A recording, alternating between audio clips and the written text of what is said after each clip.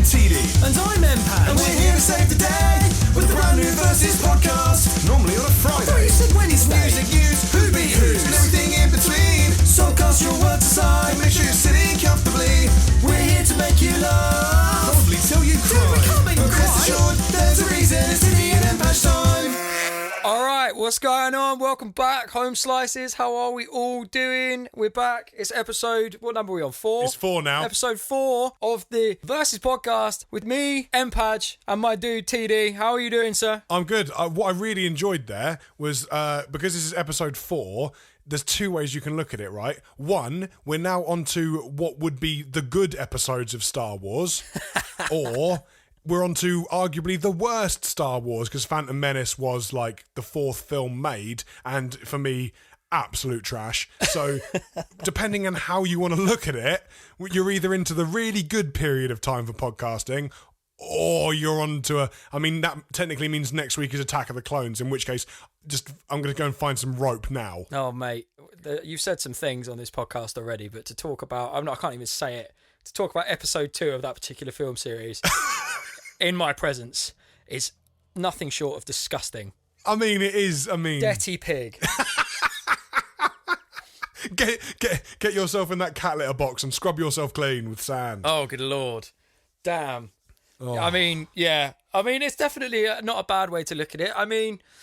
Last week with Nocky T was definitely an experience. I've never known there was so many different things about one particular red van that could happen. Oh, dude, not you as well, man. Neither was he, because he hadn't stopped complaining about it. It's not. I'd like to say it's not my fault, but it is absolutely 100% my fault. Unfortunately, he asked, he asked about the Red Beast, and then actually, I asked in passing. I was like, "Oh yeah, that's happened to us a lot." Yeah, Mike, have you ever broken down? To which basically Aslan appeared from my wardrobe and took us all on an epic, what felt like 17-year quest through the chronicles of the Red Beast. Well, it was there. It was happening. I'd like to say I'm sorry, but I'm not sorry. We'll have Nocky T back at some point. We'll do Nocky T's bonus round or something like that. But for now, fuck Nocky T.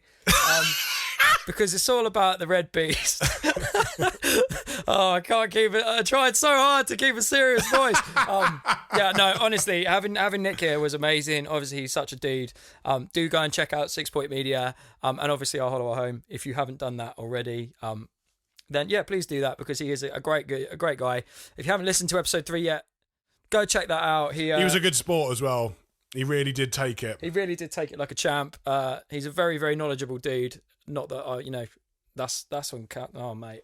That's recorded forever now, isn't it? Fuck. You've said it. What have I done? That'll be on an Instagram post in approximately 17 minutes. Compliments!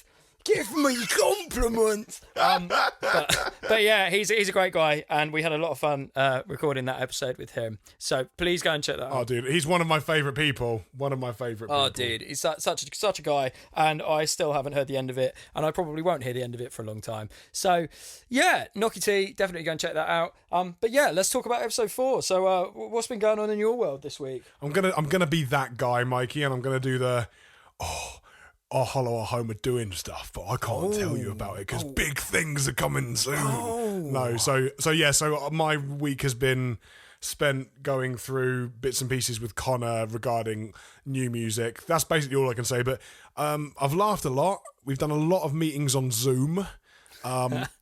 He's been finding it really funny, because if I track a demo line or something, like a vocal just for placement or something, so we can both hear kind of how it sounds. When I have it set up so that I can record enable the vocal at the same time as talking to him through the microphone, it gives you this weird little bit of latency. So he'll hear me say this, like this. So he'll be like, what's happening? There's 4 TDs going on right now. And I've just been fucking with him, to be honest. I'd be saying something and then I'd be like, yes. And he'd just say, yeah. And literally, earlier on today, I literally thought I killed him because I could just hear this. which I believe was him laughing or choking. So I've been doing that. Dude. Went to M&S again. I said I wouldn't go, but did the shopping. It wasn't quite the experience it was previously. Did you go armed with flip-flops and fucking sunglasses, though? Dude, yes, that's the question. 100%. You did? Oh, yeah, mate. of course I did. Bowling in there. It's very fitting, considering today's They need to guest. know who I am. They know that I've come back for a second outing. I bought Mum some plants because my mum likes gardening. Oh, that's nice. She can't get to the garden centre at the moment, obviously, because of lockdown continues. So I got her some plants. She's well happy with that. Got some bargains. Got some reduced stuff for the freezer. Nice. Love a freezer Got a big bargain. piece of Aberdeen Angus beef that was reduced from £18 down to £4. Wow, you've got some I boff know. for the frozzer. I got the boff. A big piece of Oberdon Big piece of Ongos. boff for no many's. So yeah, I mean, essentially, every week in lockdown is kind of becoming routine now, which is kind of really strange because I get up, I talk to you most days, and then we record this some days, and other days I'm speaking to the bands I work with or doing bits with Gone Calves and Marianne, and then other days I'll go to the shop. That's like one day a week, and then it basically repeats itself. Mate, I mean, yeah, this is the first week where I've really I wouldn't say struggle, because I definitely don't think struggle would be a fair word. Because there are people that have got it way, way worse than I have. Do you know what I mean? But it's like this is the first week where I've been a bit like, okay. Like stir crazy starting to happen, yeah. Yeah, like clock seems to be moving a little bit slower than it was. Yeah, I don't know. It just seems a little bit like everything's just kind of sort of slowing down in my life a little bit. Nothing really has happened. My usual routine of going out with the dog has continued. I have been trying to it's got to the point, and that you will understand personally that how fucking bored I must be if it's got to the point where I am actually now working out daily. And when I say working out, I probably look like somebody's like climbed a 6-foot step ladder, opened a tin of ambrosia custard, and then just poured it onto concrete. That's kind of like the scenes in my house for about an hour a day. But it literally has got to that point, because it's just like I feel a little bit like, you know how people spend their time in prison? It's like that, but without obviously being in prison, if that makes sense. Like, just trying to sort of pass the time. I mean, quarantine is kind of like prison in a way that if you went to prison and had a PlayStation and your computer. Yeah, well, that's kind of it, really. Yeah, it's like obviously getting to be creative is really good fun. And that's something that I'm really grateful for, because, obviously I do a lot of creative things, but usually when I'm working as well, it's difficult and it becomes a lot more sort of stress. There's a lot more stress around it. Whereas at the moment, it's very much kind of like, I'm getting to just be creative for the sake of being creative. Like I've done the covers with Nick. I've done some bits on my own. We've worked on some new City stuff, which actually, in Back to the Future, the new alternate version of Now That You're Gone from the THECITYISOURS debut album Low is released today. So if you if you fancy checking that out, then go and check that out. It's a spicy little number, isn't it? I mean, yeah, it's a bit different. Obviously, it's all been recorded and produced and everything else in quarantine, in isolation. So Jay did a load of the work on it. Well, Jay did most of the work on it, actually, to be fair. In producing it and everything else, he played the piano on it, and then I've obviously recorded the vocals at home, sent them back to him and stuff like that. So it's been a cool experience doing it like that, because it's not something that we've ever really done before. We did the little cover last week for anyone that may have seen that. That blew me away, because I was like, MPAG, he's doing a bit of the singing, kind of, not to discredit it. It's always a blast seeing the MPAG bust out his lungs a little bit. But nice one. When fucking Big J comes in, I was like, pipes, mate. That was boy. You were keeping that one in the cupboard, weren't you? Boy can sing, right? I mean, like, for those of you that don't know, I mean, hopefully we'll get him on here one day and he can talk about it himself. But Jay used to front a band back in the day. That's kind of how I sort of first knew who he was. And then, obviously he was in a band with George, our old guitar player, and then George got Jay in to play bass when City was being formed and stuff. So it's like, I've known he's got vocals in the locker, and obviously I've heard bits of demos and stuff that he's done. So I know that he can do it. And I've tried for years to get him to do like, live BVs and stuff like that, and he's just not having any of it. And it was actually his idea to do the cover, so I was really gassed about that, because I was like, oh mate, yeah. He asked me, I was like, what do you think? I was like, fucking of course, like, let's do it. Like, I think it's a great move. So yeah, he I think it was wicked, mate. He stepped up to the plate. I mean, it's Mayday Parade have always been like one of our sort of favourite bands. I think like me, him and Stuart all kind of sort of bonded initially over that. I remember we went to Slam Dunk, I don't know, it would have been like 5 years ago or something like that. They were playing and the three of us were just there, like, Jay doesn't drink, but me and Stuart were both lit, like singing Mayday, and it's like that's always been something that's kind of stuck with us. And when we like early on as friends, Do you know what the funny thing is? I can honestly don't think I've ever listened to a Mayday Parade song. oh dude, it's one of those things where it's like it's very kind of like, you know, early noughties. Well, I say early noughties, like noughties type emo, like bands like, you know, Fall Out Boy, Paramore. If you had to, so if you had to like rate them on the like emo scale for me, I want to know from 1 to Hawthorne Heights how emo we're talking right now. Fuck me. Yeah, so it's definitely not like Hawthorne Heights level. It's kind of like all their songs are like, I guess City always writes songs about stuff that's happened. I'm really bad at like being able to write songs about just the something, you know, like some people are real good at being like, I'm going to write a song about, I don't know, astrology or something, and about the way that the stars are in the sky, and it will be amazing. I can't do that. It's always been about something that's happened to me, or, you know, something that's happened to one of the boys or something like that, and that personal experience is a big thing. And a lot of Mayday Parade stuff is written in a similar sort of way, so it's a lot of the songs sort of tell that story in a particular way. So it's that kind of emo as opposed to like, if you don't come home, I'm gonna cut my neck, or, you know, all that kind of like, I don't know if that's That sounds like a banging tune. Where can I find that one? I mean, album 2, City's Ours, here we come. But like, no, definitely not.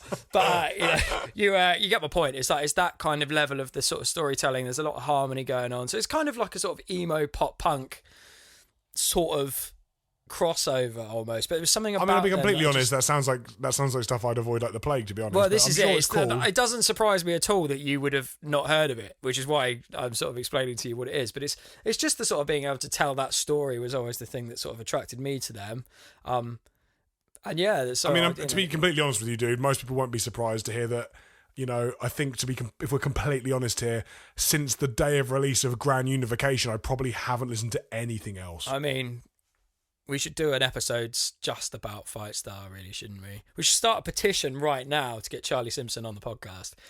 If we get Charlie on the podcast, I think it'd basically just be me and you crying for like a couple of hours. I love you, Charlie Simpson. Charlie's just really tall. Like, in fact, do you remember? Here's a funny little story before we move into to talk to our guest today.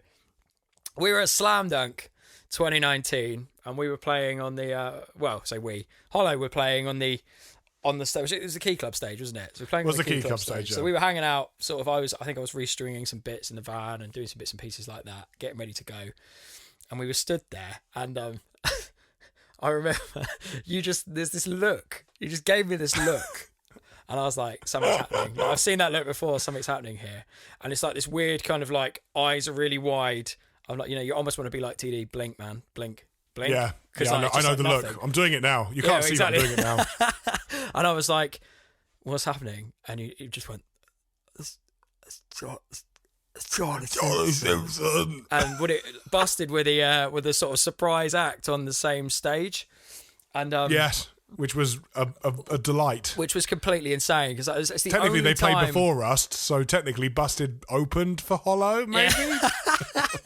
Yeah. I'm gonna try and swing that one. Right, it was amazing, because obviously we've all got like various connections. I know you and I are both big fans of Fightstar, so it was like, wow. And Busted. Don't cuss me out. Busted too as well, but that's it. It's what I mean. It's been a sort of continuous from when we were both young to sort of going through various elements of Charlie's career have sort of lined up with the way that we've probably interpreted music.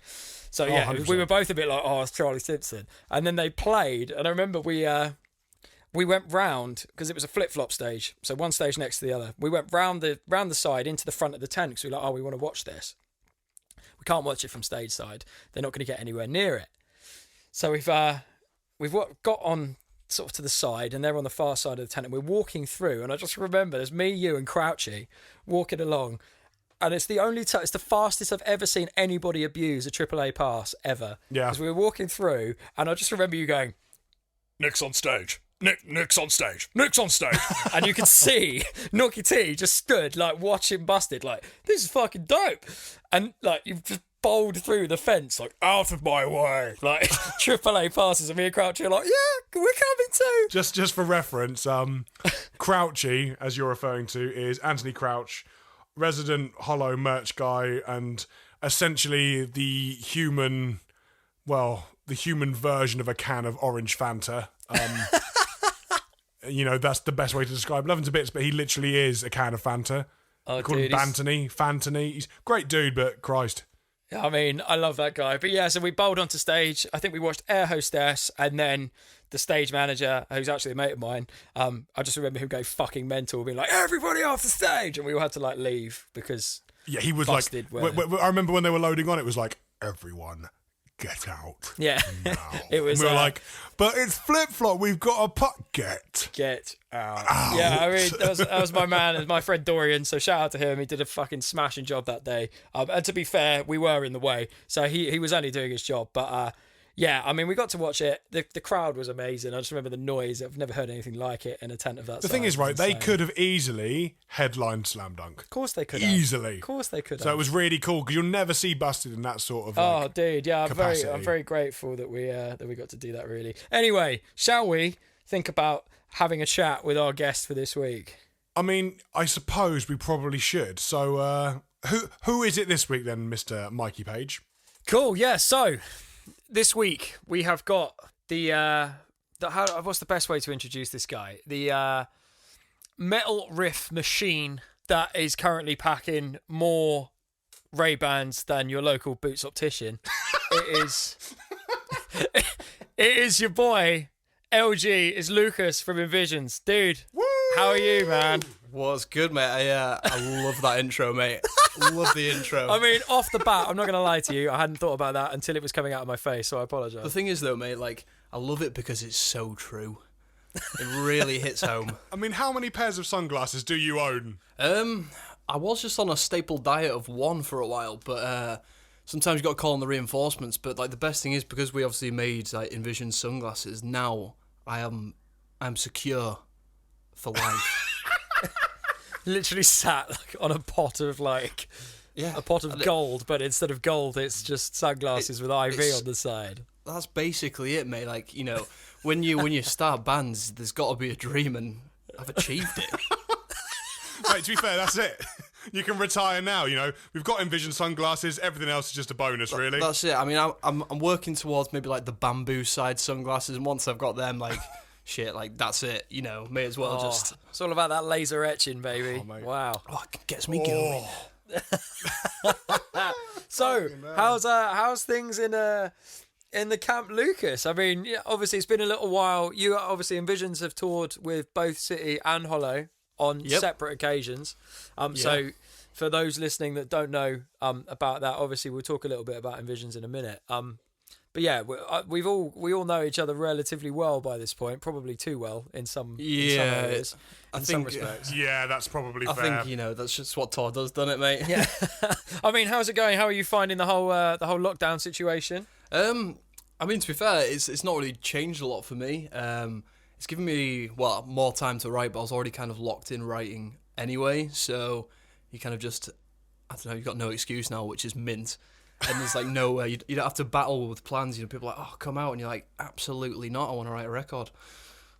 So that's helped. That's fair. That's very fair. I mean, to be fair, my day's basically going, looking at my PlayStation, looking at the TV, and then looking at the computer and going, I should probably try and write something today. Look at Instagram, and there's fucking Lucas with like already online at 9:30 in the morning, probably about 3 tracks finished, the bangers, and I'm there going, nope, not today, Satan, just step away. It's all an illusion. It's all an illusion. What I do is just spread out one song over like 50 Instagram posts, so realistically we're about like halfway through the intro to the album. Oh, wow. You know, Illuminati confirmed. Yeah, that's it, blown it. That's it. The game has changed.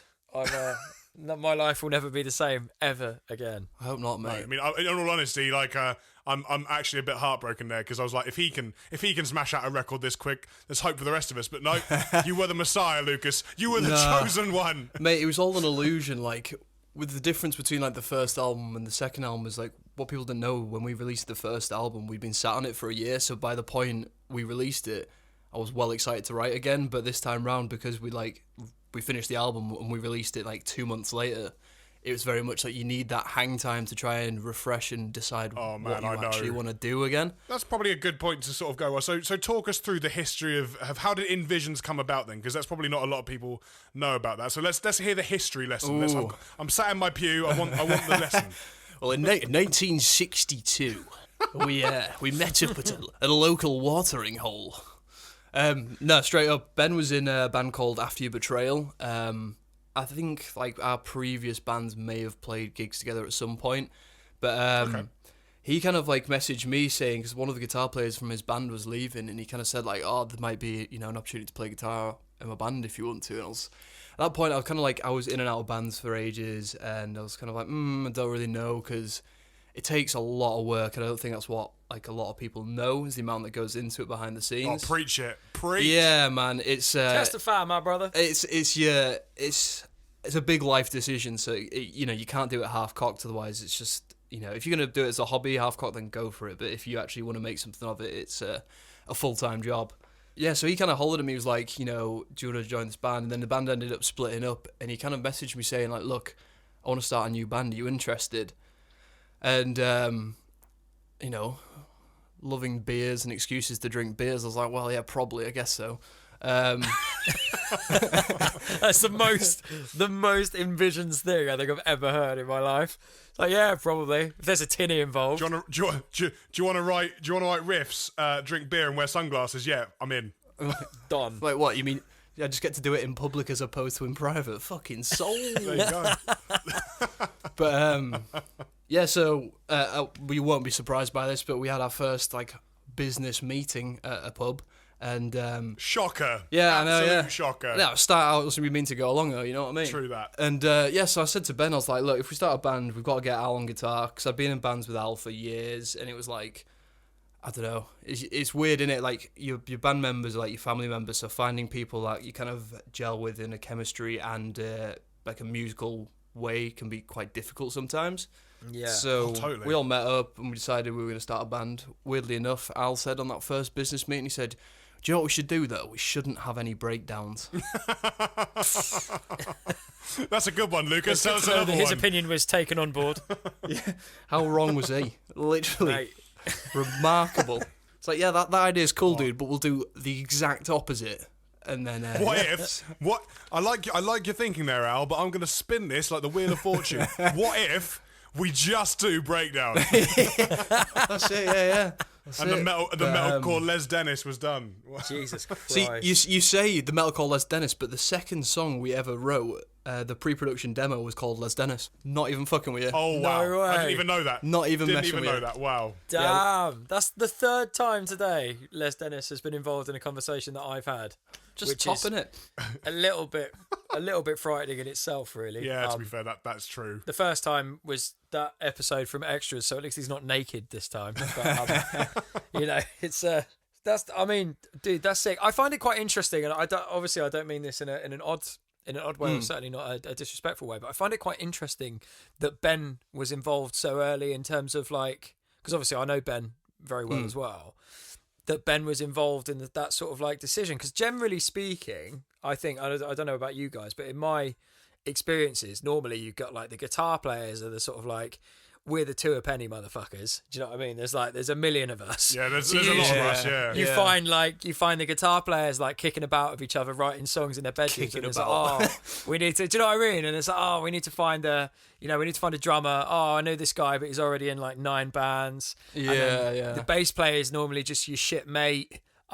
Who is like, he can play guitar a bit, but not as well as you. It's the shit guitarist. Yeah, but that's it. And then it's like the vocalist is like usually such a difficult thing to find. So for him to have been involved so early on, I find that obviously it makes sense when you say about the extra band, the previous band and stuff. But like, I find that really interesting, because I think that's probably helped shape the way you guys have put your things massively together, for sure. I think like it's definitely a weird one, because every other band I've ever been in, it was always the case of you all had the band, and it's like, who's going to do vocals? So for a while, like, I got lumped onto doing vocals, and as you can imagine, I was shit.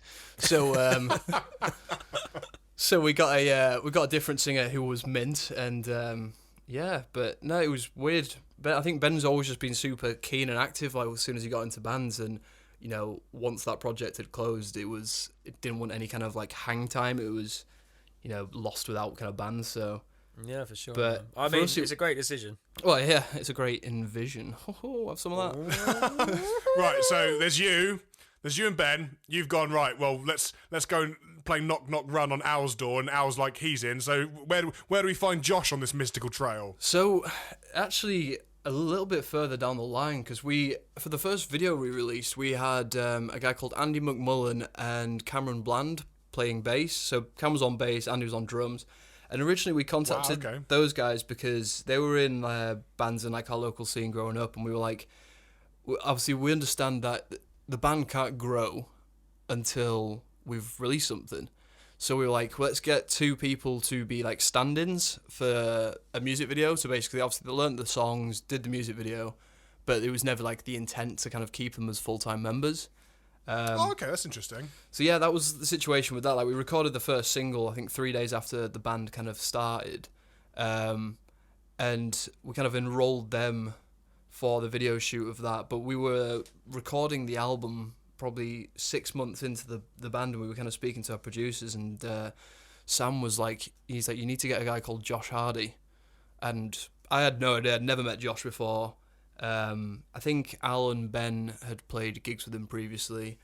So yeah, we reached out to him, and then we went to Leeds and kind of met up with him in another pub business meeting. The best kind. Basically, we just went on a really big bender and we got here. That's the story of Invisions. It's so believable as well. Like, that's the worst part.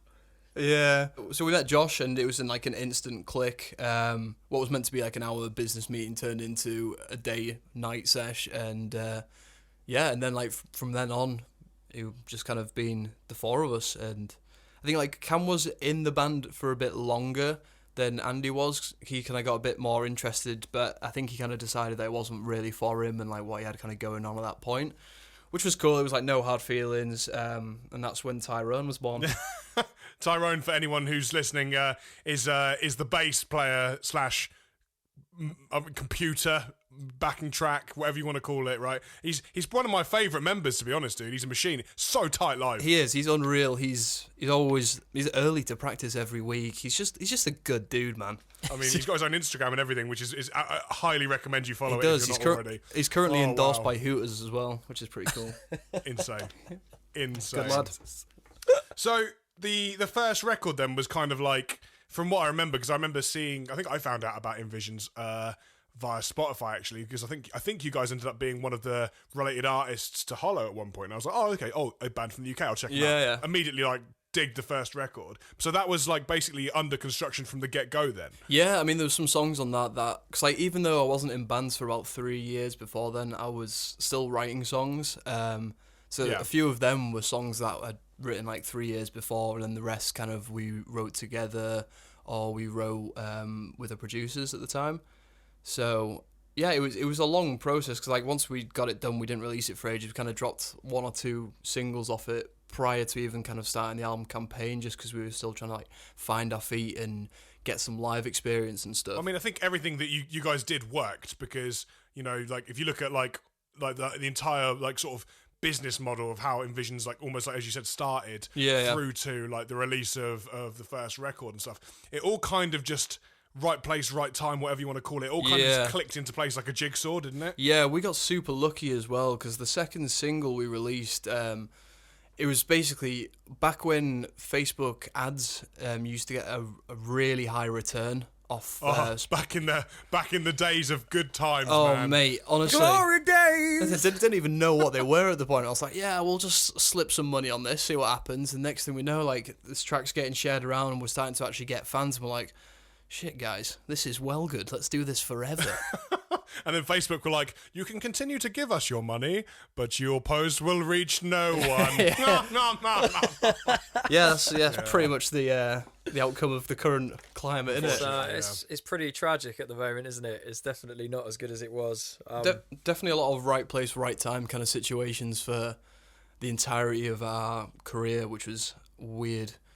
I mean, I think it's interesting because all 3 of these bands, like Hollow, Invisions, City, we're all of the same Facebook ad generation of putting £100 on your new video, which at the time could be a YouTube embedded link, would hit hundreds of thousands of people. You know, if all three of our bands had come like a year and a half down the line later, none of us would be where we are now. Dude, it's insane. Like, without getting super nerdy about it, but I think it's down to like consumer psychology now. It's like now we see people, like we see so many ads on Facebook that were just not phased by them, but back then there was barely anything being put into your newsfeed. So if you saw a band, you're like, "Oh, cool, what's this?" Whereas now that's very true. You just slide straight past everything. So it's difficult, isn't it? Because I think it's that whole thing of, because there's so much of it, it's the oversaturation of everything. So I remember we were in the same boat where I think it was Wildfire. We'd put that video out, and like I say again, right place, right time, and there was points where people would be coming up and being like, I remember doing it, I was running in front of house at a show once, and some guy came up to me and was like, "Are you that guy from that band with the fucking like orange flares and shit?" And I was like, "Yeah, man." And he was like, he literally said something along the lines of like, "If I never see your face again, it'll be too soon." Like, oh my God. You've been all over my Facebook. Kind of, obviously, he was kind of like joking, but probably, I don't blame him either, to be fair. But like, it was that's how I found City, dude. That video. Yeah, that's how we were everywhere because of that one thing, and then that seemed to die off. And then I remember there was like a resurgence. We got even like double lucky because when we did our second EP, that was when Facebook Live had just become a thing. So we'd go on Facebook Live to be like, "Oh, EP's out next week or something," and we were hitting like ridiculous numbers because they sort of opened the floodgates and let everybody like look at this platform that we've got. Yeah. And then obviously it gets oversaturated to fuck, and then now we're all in the same boat again, where it's like nothing about it doesn't matter anymore, does it? Like it's such a difficult thing. I mean, how much money do you reckon Wish put on those like, here's a dildo shaped like a bumblebee for sale adverts? I tell you what, mate, I don't know how much money they put on, but I fucking love it. It's so funny, man. Literally just live for the Wish adverts, because the problem with Wish adverts is it makes you look guilty. Yeah. Like, if you're with anybody and you're on your phone, and it pops up and it's like, what the fuck are you looking at? And it's like, oh, it's not me, I swear. It's Wish. I swear, it's not. Wish. It's not me. Yeah. A unicorn horn dildo and an actual crack pipe is, I think, the best one I've ever seen. So what a weekend. I mean, yeah, like that's a sesh right there. What a weekend. Unreal. Yeah, fuck. Oh, dude. So obviously you've got the band together. You've got the you've reached your final form. Yeah. The awesome foursome and Tyrone going out on the road, doing your thing. I think that's probably roughly when we crossed paths for the first time. I think we probably crossed paths before you and Toby, maybe. I don't know. I might be wrong on that. No, it definitely was Yeah, before. I think it was our. I don't know if it was our second like full tour. Was the tour we did with you guys? Yeah. I don't even know if we had the full album out then. I think maybe it had just come out. It might have just come out, or it was just about to come out. I think I remember it being quite prominent at that time. I remember it being. It's one of those things where it's obviously by this point I'd been booking tours a lot, and I remember there was a conversation. I can't remember which agent you guys were using at the time, but there was a conversation with the agent you were using, and it was going backwards and forwards, and there was various different things happening, and then all of a sudden said agent just disappeared. I don't know if you remember that, but it was just like just all of a sudden just gone, and we were like fuck. So we ended up putting this tour together, and it was all a bit kind of like. Actually, I think I know who you mean. Yeah. I mean, I can't remember at all who it was, but I just remember it being like, oh shit. And I remember having the conversation at our end because we hadn't met you guys or anything at this point. Yeah. And we basically got the message to be like, look, the boys are up for it, they're bang up for it, but the tour's basically fallen on its ass. So I was like, okay, we sort of scrambled together. So I think you guys had a couple of shows and we had a couple of shows, and like scrambled together, put this tour together. Yeah, man. Managed to get that mental show with Slaves. Slaves were coming over. From the US. Was that the Rebellion one, wasn't it? Yeah, we played at Rebellion, which again I think was, in terms of where both bands were at the time, I mean we both had a bit of buzz about us and stuff, but it was a way bigger show than we should have been playing almost. It was like, 100%. It was like, it was gnarly that got included. So like I remember like we rocked up and thinking, oh yeah, we know. I think it would probably be fair to say that we were a little bit intimidated by you guys. Why? Well, this is the thing, right? Because you had this, like, fools, mate. Your image was so slick. you had like the jacket, you had like leather jackets, you've got like the sunglasses, everything looks sick. And then there's like us, and you've got like, you know, Jay showing up in a fucking tie-dye t-shirt and like red shorts or something mental like that. Hey, mate, know, you can't all live of a us just comfortable being life. like weird, hairy misfits, and we were like, "Fuck, these guys! They look like the business, right?" And it's not that like this makes it sound like I'm just going to say that you're not, because it's not that you're not the business, but we like rocked we're up. not, but And like you, honestly, we could not have been more wrong. Like, you were like the nicest dudes we'd ever met, and we were like, "Oh, this is going to be so sick!" Like, and I think we played Birmingham was the first show we'd ever done, or the first show we did together. yeah. And it was like, it was mad, but it got fucking weird pretty quick. I think yeah. It's a long time ago now, but I remember Glasgow being a bit of a weird one. I like a party and I like a drink. Dude, I can't remember anything from... Well, I remember... Because we just got endorsed by Fireball by that point. And I remember everything that could have possibly gone wrong with a live show did for us. And I was hammered during the show, so I was not in a fit state to be fixing things. That doesn't sound like you at all, Lucas. Yeah, no... Nah, thing is, you say that, Toby, but the problem is I'm now functioning. That's true. That's very true. Whereas then I wasn't. Right. I wasn't, mate. I wasn't functioning at all. Like, I remember I stayed at the venue because the sound engineer was trying to dish out everyone's gear to the support bands. Like, I was stood kind of at the back sorting merch out, and a support band were like, "Oh yeah, I haven't got an amp." And the sound engineer went, "Oh yeah, just use this one," and picked up, like, we were using Laney amp heads at the time, picked up the Laney and started, like, plugging it in for him. I kind of walked over to him like, "What are you doing, mate?" He's like, "Oh yeah, we're just going to use this guy's amp, he won't mind." I was like, "Yeah, that's my amp, dude, and I do mind." I was like, It was. I remember that being one of the weirdest shows. Yeah. I think it was called the Old Hairdressers in Glasgow or something like that. And I mean, it was like an art gallery or something upstairs, wasn't it? Which was like it was made into super a venue booky, space. wasn't it? Yeah, it was man. really, really odd, but really good fun. But yeah, I mean, we won't go into details of exactly why, but I do remember you being absolutely fucking ruined that day. I wish I could tell you, dude. Yeah, like it was. I mean, I'm not going to say it on the podcast, but I know exactly why. But it was. There was some things involved, and I just remember we'd done that show. I remember we played. You guys hadn't had the best set, and you were just like, "Fuck it, we're all going to get lit." So you guys were all like buzzing. I think Will was driving for you or something. Yeah, Will was driving. Yeah.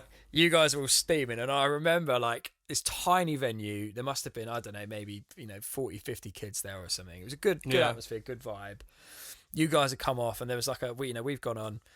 There's like a pit or something, and it like opened up, and I will never forget the image of like you guys like going backwards and forwards. There was a pit kicked off, and like I remember Josh being in the middle of it and just fucking slipping over and landing like flat on his ass, like in the middle of the room. He's just like laying on the floor, and all these kids are like, "What the fuck just happened?" And like Josh is just like flat on his back. But we were driving home that night, and we were like, "Yeah, we'll see you guys tomorrow," or whatever. And we were like, "We're driving home. See you tomorrow."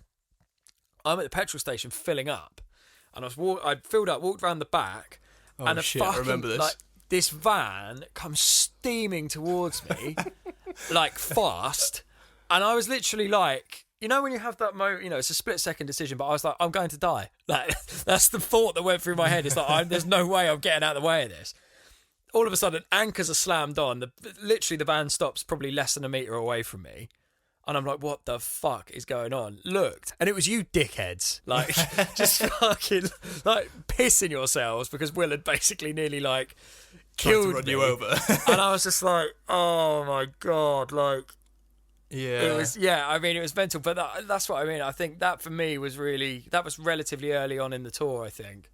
And that was the point where I was like, okay, this is what these boys are about. Like, obviously a shit hot band, but my God, do you guys like the fucking party? Do you know what I mean? It's like, it's a thing. Definitely a thing. Yeah, it definitely. It's one of those weird things where every night we're like, oh, maybe we shouldn't drink tonight, and then 20 minutes later you see Al like cracking open 2 beers, like, come on, mate, you better drink one. Like, yeah, all right. I mean, I think out of all the bands Hollow have toured with, we have toured with Invisions the most, and I remember Al being like, I think we were somewhere in Germany.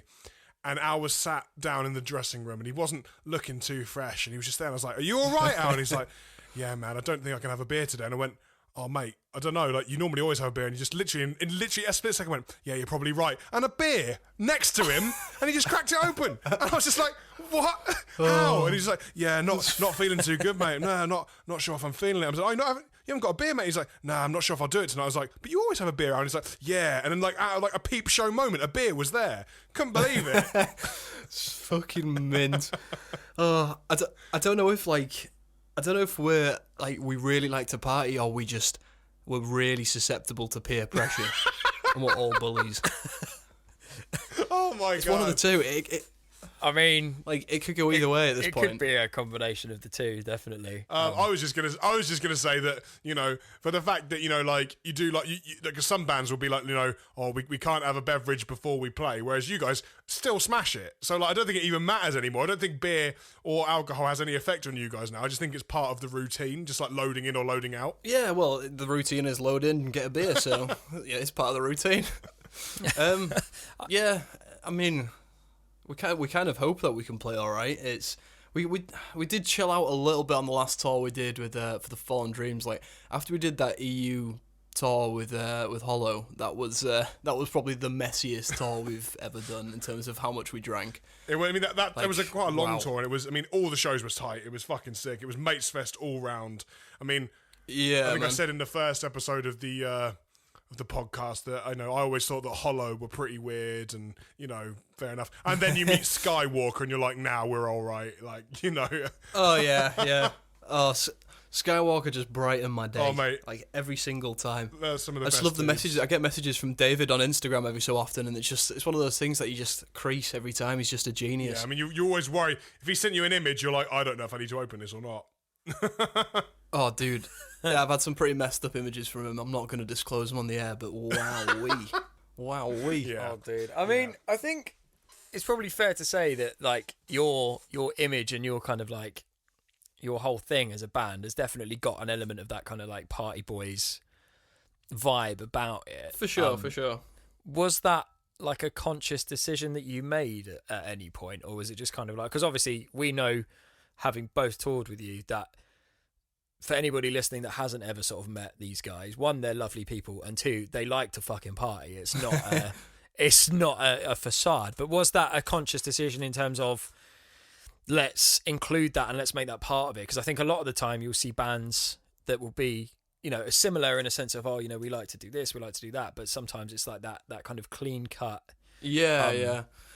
Clean cut thing is quite popular. I mean, obviously, you guys, for me, touring with you is kind of like what I imagine the closest you're going to get to sort of at this level when you haven't got the money to be doing basically whatever the fuck you like.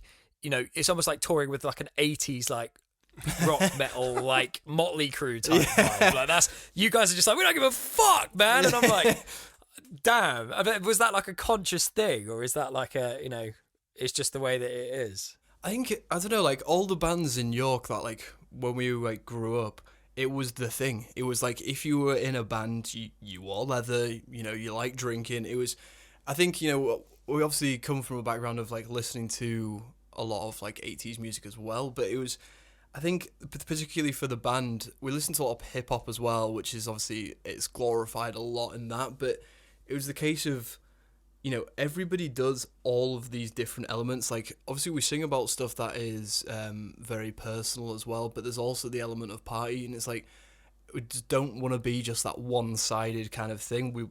If it's part of what we do and who we are, it's going to be included. That's really cool, man. So I think it's just, you know, there's no, if you lay everything bare, there's nothing to hide, so you can't be called out on anything because it's like it's nothing that you wouldn't do. That's very true. Very true. It's good. It's nice, man. Like, I think it's great because, like I said, I think it's such a genuine thing. And then when you sort of you meet you guys, like in some ways, it was almost the opposite for me because I was like, these guys look like, one, dicks. Obviously they look like they know their shit. Two, they look like, you know, they've got this kind of like image and it's very badass and it's very kind of like that's the sort of vibe. Probably, arguably less so as time's gone on.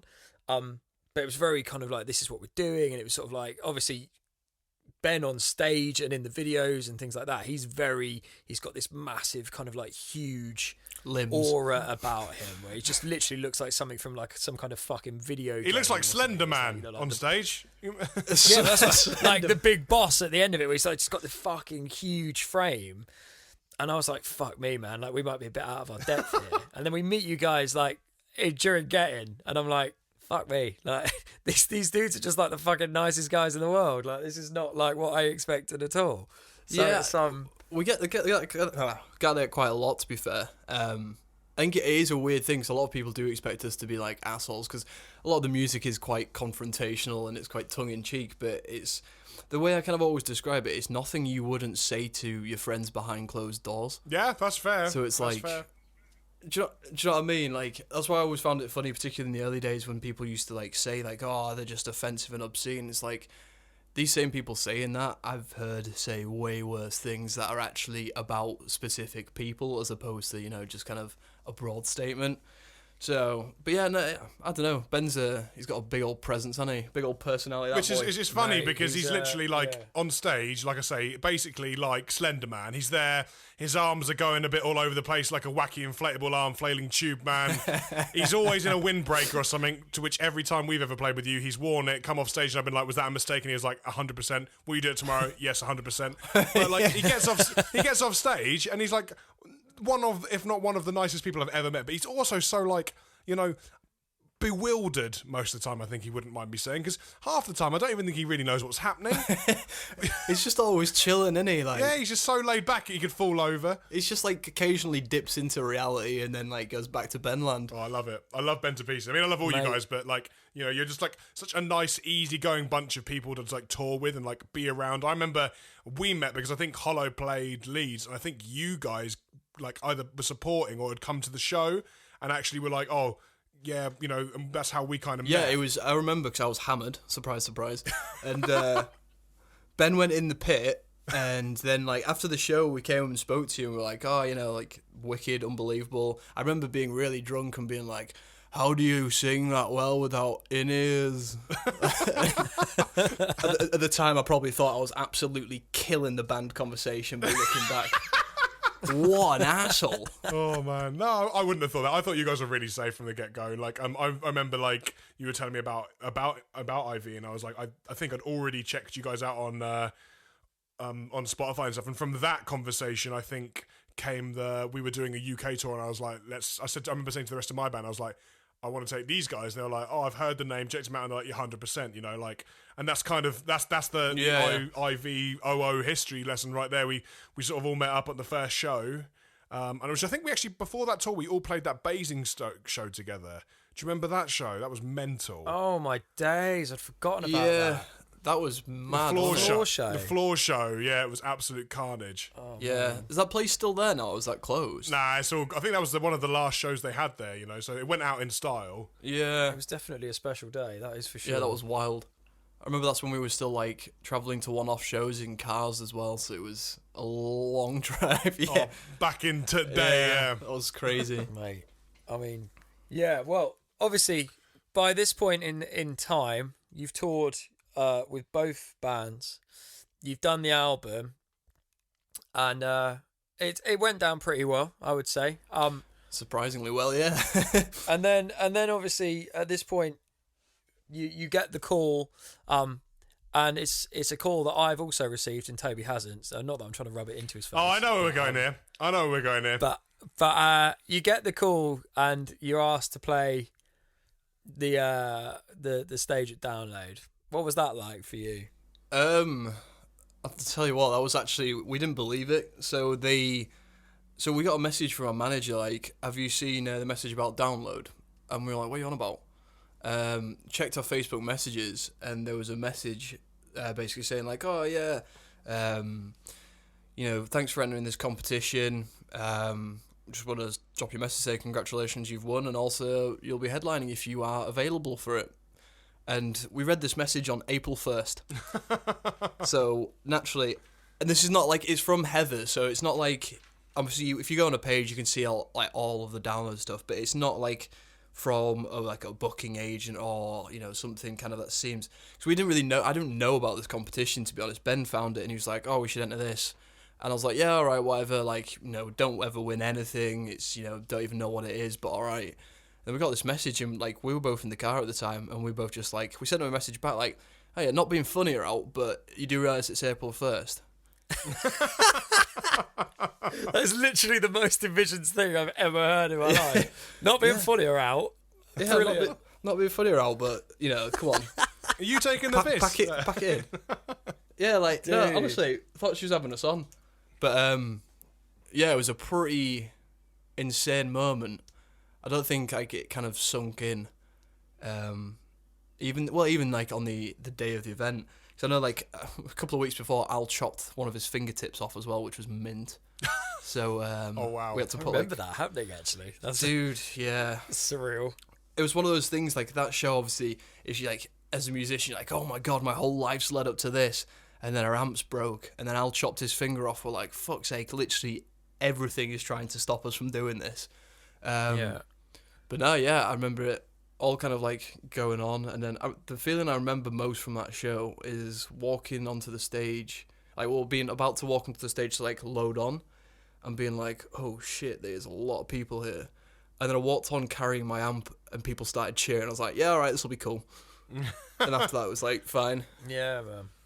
It's pretty mental. I mean, obviously, if you haven't seen the set, and you're listening at home and you haven't seen the set, I think you can still watch the set on YouTube. Is that correct? Yeah, man. Yeah, there's I think there's a couple of different versions. I know we did one from like side stage, and there's a version from like the front of house as well. Yeah, man. It's definitely go and check that out because it was pretty impressive. And yeah, I guess from that point that was like like these guys have arrived. Do you know what I mean? It's definitely. I mean, obviously, to be able to say that you've done that is a pretty a pretty neat thing to have on your CV for sure. And that's when it really you guys were already churning things out in a really professional. Everything was very polished like way. Yeah. You look the business, but after that, it really seemed to kind of like step up a gear almost. So sort of, what was your sort of thought process after you'd done that particular thing? It kind of worked really well for us because obviously it was in June and we'd released the album in August of the last year. We released Parasite in March. I think that was just before the Hollow tour that we released. That's right, yeah. Yeah, so we were already, I think we were about halfway through recording the next record, or we were just about to start recording it and like pretty much finish writing it. So we're like, well, this is mint because instantly we're going to have a bigger platform and we're not going to kind of leave this being like, all right, cool, we've done this, but now we have nothing coming up. Do you know what I mean? So, yeah, that was a really, really kind of exciting moment for us. So we finished that and then kind of got straight on with the next album. And I think that's when we kind of noticed everything kind of pick up and the attention paid to us was kind of a bit more significant than previously. I know for like we got off stage after the download thing, and our manager was there with us, and he said to us that like he'd literally just been contacted by this at the time we didn't know who it was, but contacted by the guy at Stay Sick, because he was like, I need you to tell me more about this band because there's something going on here. He's like obviously tracking all like social stuff and that. But yeah, so like we were kind of like, oh wow, this is pretty insane, isn't it? Well, I mean, to be fair, I remember seeing you guys do it, and obviously I watched Mikey and City do it as well, and I was just like, it's so cool for me to, because I you're both really good friends of mine, and like there's a lot of stigma in the music industry where like all bands are like, oh, they've done this, we're jealous, oh, we've got to try and up them, we've got to do better. Yeah. What I really like about like City, about Invisions, and about a lot of bands that we all know and we're all friends with is that, especially between us lot at the moment, this sort of like what I'd like to call it the new wave in British alternative metalcore, whatever you want to call it, like is that it's there's kind of this like unity of like everyone's always stoked. Like whenever like we release a song, I always see all you guys like all over it, and vice versa and stuff. And it's really nice because I remember when I was growing up, it's like, oh, they've released a new song. Oh, well, we need to do a better video than their video for our next song. And it's just not like that anymore. And I think that's really important. Yeah. Well, I think that's the thing, isn't it? It's like I've said this a lot, and I think I've said it on the podcast as well. Actually, it's like there's always going to be a little bit of you that. Is I don't know if jealous is necessarily the right word, but like, I remember the day it was announced that you guys were doing it. Yeah. And I was like, there was like, obviously, I was like, fucking hell, that's amazing. That's like the first thing I was just like, wow. Yeah, like these dudes, you know, we were playing the fucking Alma Inn together. Crazy. Like a year, but like less than a year before. And it's like, fuck me, man, these guys are going to go and do that. I would be lying if there wasn't a little bit of me going, fuck me, I wish I could do that. Because obviously everybody wants to do, we wouldn't be doing this. So I think it's that stigma thing. It's normal, man. It's a sort of turning it into a thing. You're allowed to kind of be a little bit jealous. You're allowed to kind of be a bit like, oh, I wish that was me. But you don't have to be a dick about it. That's the thing. It's like there's so many occasions where people have been dicks about it. You know, obviously we were so gassed that you guys were getting to do this amazing thing, and then I remember watching the video, and there's a photo somewhere of I remember watching. I don't know, was it a little like toy thing or something that you put at the front? There's a video of you putting something in front of the of one of the monitors. I put a beer can there, I think, because the guy was asking. Was it a beer can? Maybe that's what it was. That makes more sense. Before the show even started, the guy at the front row was like, he was like, "Oh, can I have some of your beer?" So I went and gave him. I said, "If you do a front flip over the barrier, you can have a beer." So he did, and then he like turned up again halfway through the show, so I put one down for him. Amazing. I love that. But I remember like, there's this photo of Ben like stood on the barrier, and I was just like, "Fuck me, man! Like that's so sick to have seen in less than 12 months." Like that show, I remember that show at the Alma. It was the last show on that tour.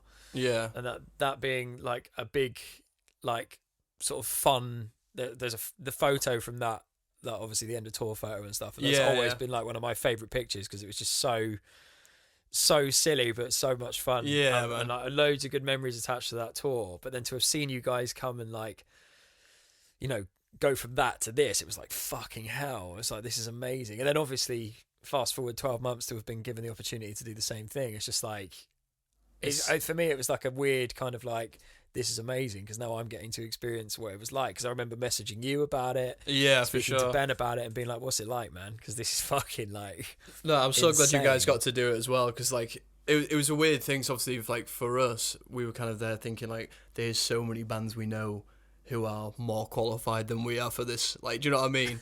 It's one of those things. I don't think you're giving yourselves enough credit there at all. I would agree. Right, no, please continue.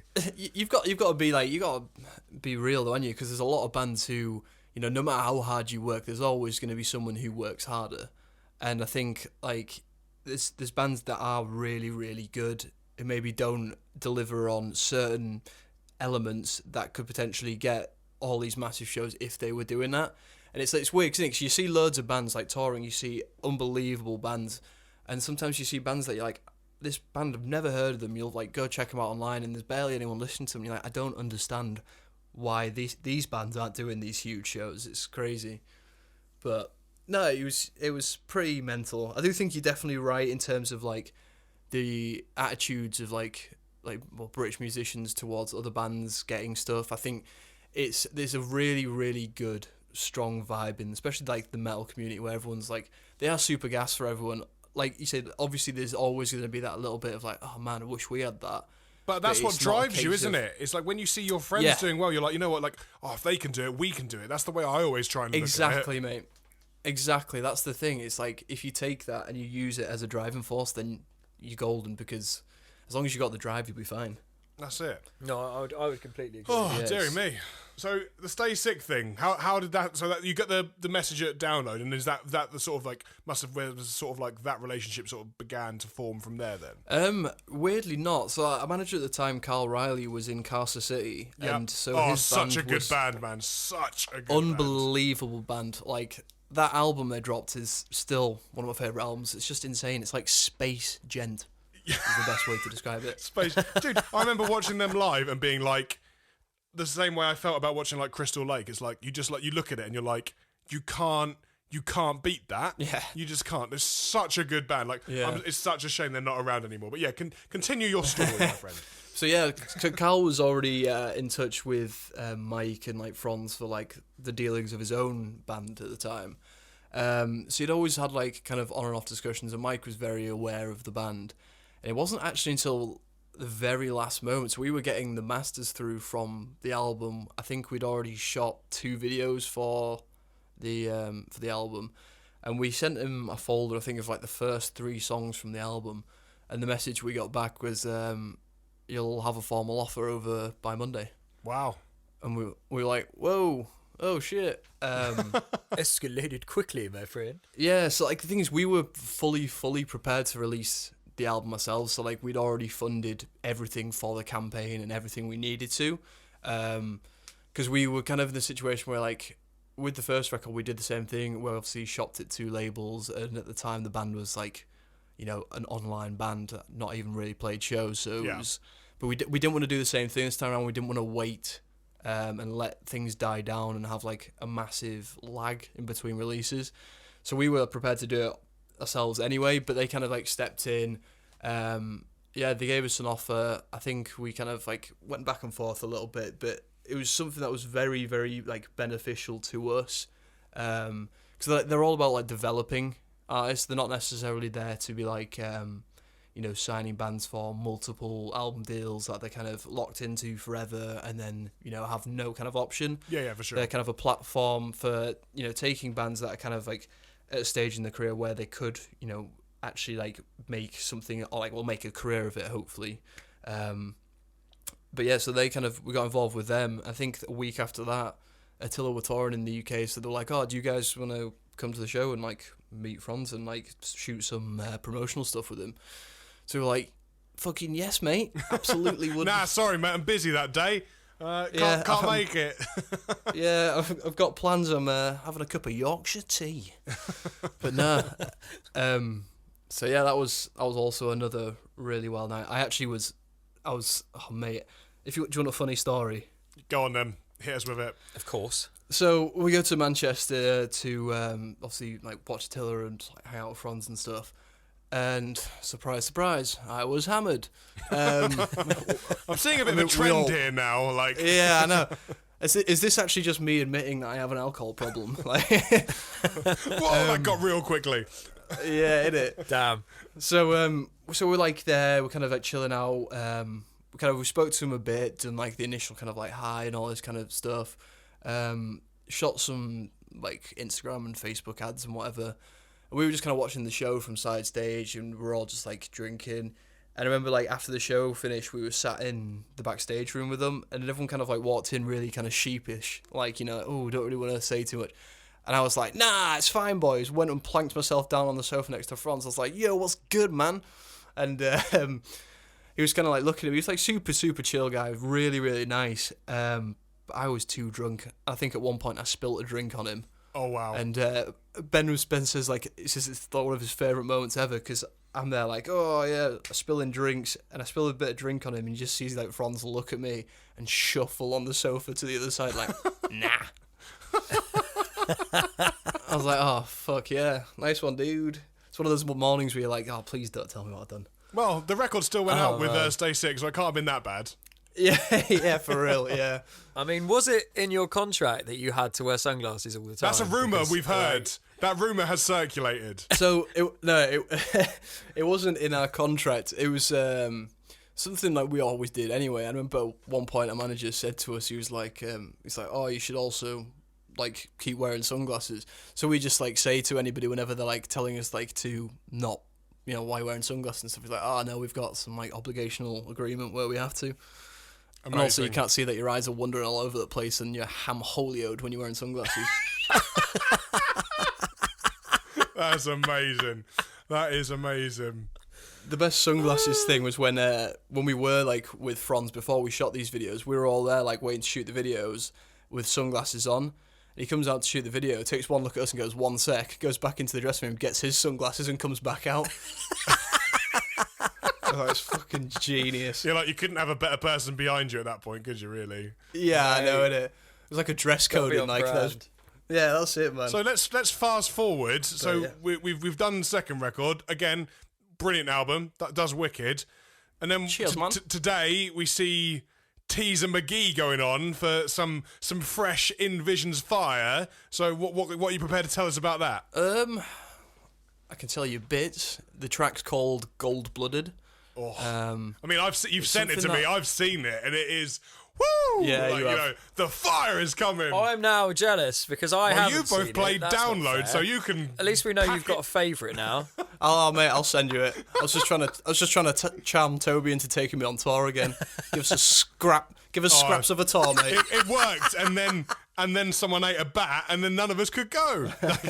Hot tip for you. Start a fucking podcast with him, and then he's got no choice but to talk to you. It's great. That's true. It's a great idea. That's it, yeah. Anyway, so Gold Blooded. It is. I mean, it is like if you're listening to this podcast and you know haven't seen the teaser or are unaware that there is some fresh Invisions fire coming your way. It is mega. I would, for me personally, as a musician and as a friend, I can say to you that like you have upped the game. You've gone. This is where we were sat, and now let's go up a few more steps on this ladder. Like it Appreciate is, it, man. It really does feel like you guys have kind of kicked it into another gear, and you weren't in a bad gear in the first place. Do you know what I mean? Yeah, it's one of those ones where like it was a bit of a bane to write because it was quite soon after we'd released the last record started writing it, and it kind of took like I had to leave it alone and then come back to it. Right. Okay. But yeah, I'm super happy with how it all kind of like came out because I kind of get in this like writer's lull a bit sometimes, and I also kind of like start second guessing everything that you write. Where like, oh, is this actually good? Is this just too similar to the old album? But I think try not to think about that and just write Dude, something fucking I heavy. can 100% agree. Like for me, after a moment in memory. Hello there, listeners. Once again, you've been graced with TD from the future. Today, I just wanted to clarify that the album was in fact called In Moment in Memory, not In Memory. Whilst editing the podcast, I thought, Toby, you could just edit that out or retrack it. But in the interests of honesty and just being a good guy, I thought I'd just let you know that I did make a mistake, and that's okay. Back to the podcast. So that album, I finished writing probably in... Oh, so it came out at the end of October. Well, it came out in October 2018. So I finished writing it January 2018. I didn't write anything until I wrote Burn It, Bury It, which was June 2019. So literally I had to take that much time away because literally everything I sat down to try and put down, I was like, I can't follow that record because for me, obviously, there's a personal note with the record anyway. For sure. But to try and like even comprehend what I wanted to put down next was too difficult. And only now, really, have I got back into the swing of like working on what will become the next Hollow record. So I can fully appreciate the self guessing and like kind of being like, is this what we should be doing? Especially when you are like Mikey is like I am, like the main drive in the band in terms of the creation of the music. You do kind of second guess yourself a lot, and it is kind of hard to get out of that mindset. Yeah, it's all a matter of time, innit? Like you need time to forget about the last record because I think the thing that I've kind of realised is you sit there writing, and if a riff isn't better than the best riff on the last album, you'll Oh put it mate, in, like, you are literally so. That is the exact motif that I say to any band. I mean, obviously I manage bands now. Yeah. So I was going through some album demos with one of the bands I work with, and the first thing I said to them is like, if you're telling me that any of these songs isn't the better than the song on the previous release, or isn't the best material we've got to date, we shouldn't be tracking it. We should not be tracking it. Yeah, for sure. It's like you can't do a throwaway album just to put music out. I mean, I know some people probably could, but if I'm not feeling a song in the writing process, I will delete the project. Yeah. I just won't even care. So it has to be. It's like a gut feeling you have when you know something's. You know, when you're sat at your desk and you're head banging and you want to punch the windows, like you know something's going well. Literally, I wrote I something would the other 100% day, agree with that, man. and I finished writing it, and I put the lead guitar on it, and I was like, I literally want to like spin kick a grandma through a set of double doors, and I was like, that's how you know. That's when you know that you're sat on something that's worth pursuing, isn't it? For sure. Yeah, it can be a really weird one, like the self-analysis, and like especially when you're kind of a couple of albums deep, because I didn't ever expect to even write one album in full. I kind of, let alone two, and then be like, right, let's do another one, and everything has to be better. Yeah. So it's just like, I think there's certain things that help. There's like new tricks you can try, and just kind of listen to loads of different music. Oh, that's what I do. I mean, what's really cool for me is I listen to a lot of like I don't listen to a lot of really big bands. I listen to the same sort of, in terms of like a big band record, I probably listen to the same records I've been listening to for the last 15 years now. But I listen to a lot of like the younger bands. So I listen to City, I listen to Invisions, I listen to Behind Blue Eyes, stuff like that. And I get influence from bands like that. Like I remember listening to Life in Exile by Shields and being like, well, that's changed the game, hasn't it? So what a fucking record that is. Unbelievable. Jesus. And it's the same with that Caster City record. You listen to that and go, if people who are doing the same grind and doing the same graft that we're doing can create something that's that interesting and fresh while still being true to their band, then, you know, I need to sort of pull my trousers up and kind of crack on. Yeah, it's weird, isn't it? Because like you can't rush it, you can't turn creativity on and off, but you have to just persevere. And I think a lot of it you do get into like head blocks with it, where you can just overthink things, and sometimes it's just like step away, do something different, do something completely not related to music. And like I really struggle with that because everything I do is music related, so sometimes I have to like force myself to actually, you know, have a life, and then I can kind of like come back to things. So is this new record, or is this like another Parasite where it sort of sits in between? Or is that secret knowledge that we can't reveal at this time? It's probably something I can't reveal at this time, but also probably something that is not quite decided as well. So and that's fair. I appreciate the honesty, bro. Yeah. So that's your information on that. Have that. Yeah, you're not getting any more out of me, Toby. So you can fuck yourself. Yeah.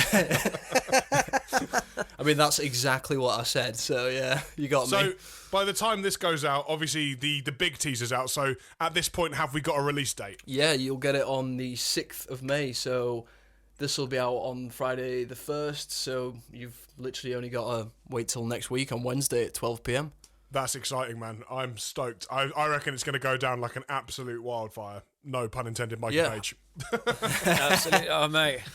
I'm just taking the free promo at this point, so it's all good. I'll send you it after this podcast, Mikey. Dude, I can't wait. I'm so gassed. Well, I think in some ways we're sort of getting to a nice little place to wrap this up. What I would like to finish on is obviously you started out the band as a group of dudes having what I love the term business meeting in a pub. I just think that's brilliant. I mean, we've all been there, but I've never thought about it like that before, which is lovely. You've done the first album, you've played Download, you've done the second album.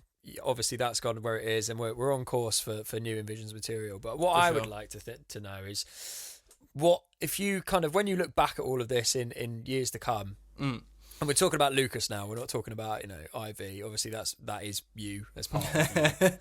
But you know, what would you like to sort of be the sort of legacy of you almost? It's like, you know, and that could be anything you like, but just to sort of like, almost like if you were writing your own obituary. So we've asked a few people this so far, and it's like, what, you know, what's your, if you could, that's difficult to be like, yeah, I'm kind of like, I mean, obviously this is, you know, this is the court is yours on this, but it's just to kind of summarize what, you know, you would be happy with, I suppose, when this is all said and done. I think I'd like to go with an average guitar player. That would be good. I was like, I love it. All of these things have been achieved already. It was like, well average. No, but you know what I mean? Like, I grew up as a kid buying like Total Guitar magazine and just like wanking over Matt Heafy all the time. I'd just be like stoked if, you know, someone actually like listened to songs I wrote and was like, do you know what, this guy's well good at guitar, because it would be the greatest cover up of all time. Well, dude, you fooled me, so there you go, you've already won. Life complete. I'm going to turn it into a complete different question, and as Mikey likes to leave it on this sort of like, you know, what would you like to have achieved in life? I want to know what your favourite supermarket is, and don't you fucking say Asda, because we're going to fall out. Nah, I'm not about Asda, mate. I can't deal with it. I'm trying to start the hashtag fuck Big Asda, but it's just not taken off yet. Like, it's just something fishy about it. You know what I'm saying? Like, not vibing at all. No. So where are you going? Where are you sitting? Are you a Tesco man? Are you a Waitrose? What are we thinking? See, like, I roll out to Tesco's most of the time, but I do like a Lidl or an Aldi. Ooh. I am keen. Oh, curveball. I like it. Acceptable answer. Love Problem it. with them, though, you can't get everything you need. So you're like, you go into a little alley and then you're having to like pop round to your mistress Tesco afterwards, which But is that's just not cool. But there is also like, you know, it is the cheeky trip to Aldi, because sometimes you go in there and be like, I didn't know I needed this step ladder or foldable shed, but it's here in the middle aisle and now it's mine for the taking. Yeah, I do feel like the middle aisle is definitely underrated, and the other supermarkets. Dude, I got a should waffle iron definitely there take that once. on A board waffle because iron. It's just Can't a forget, wonderful, £8. wonderful place, and it's unlike anything else. And I think the particularly the UK supermarket, you know, chains should I thought you definitely were gonna take say- that on board. I thought you were going to say the UK supermarket scene. Is there? Have we just found the title for our for Lucas's episodes? I feel like we might have done. Yeah, oh, mate, maybe, Right at the end, Maybe I'll, right at the death. I already had the meme in mind, but now I'm wondering if I can, you know, supermarket scene. I could dress you up as Dale Winton from Supermarket Sweep now. Let's go. I'm ready. Can't wait. Lucas, it's been an absolute pleasure, my dude. Thanks so much for doing this for us. No problem, mate. Honestly, appreciate it, boys. It's been an absolute dream. New music from Invisions out sure. next week. So yeah, if you're ready and you're listening at home, get fucking pumped because it's going to be sick. I mean, I'm sure it's great. I haven't heard it yet, but I'm sure it's wonderful. Can confirm, is great. I've heard it. It's great. Yeah, it's not bad. And yeah, I mean, yeah, we're back next week as always, next Friday. And this time we've got some sauce for you next week. Is it Extra Frank's additional Red sauce. Hot? We've got the one and only Oz Craggs from Feed the Rhino / Hidden Track Studios. He is the genius behind the City is Ours records. I mean, he's the only reason that they sound good. So it's going to be a lot of fun speaking to him about those. I'm stoked. But yeah, for now, Lucas, thank you so much for checking this dude. out and coming on and doing this with us. Pleasure, It's been a lot of guys. fun. Appreciate it. And we will see you guys next time. Bye. See ya.